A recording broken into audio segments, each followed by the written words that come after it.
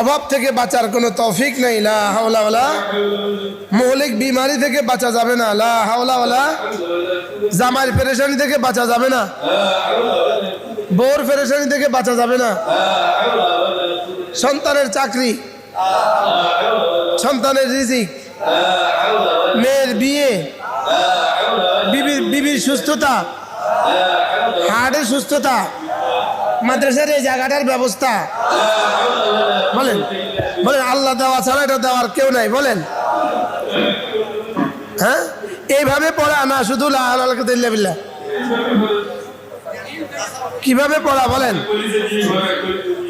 এগুলো কল্পনা করে করে কি একটার জন্য 1000 বার পড়া, একটার জন্য।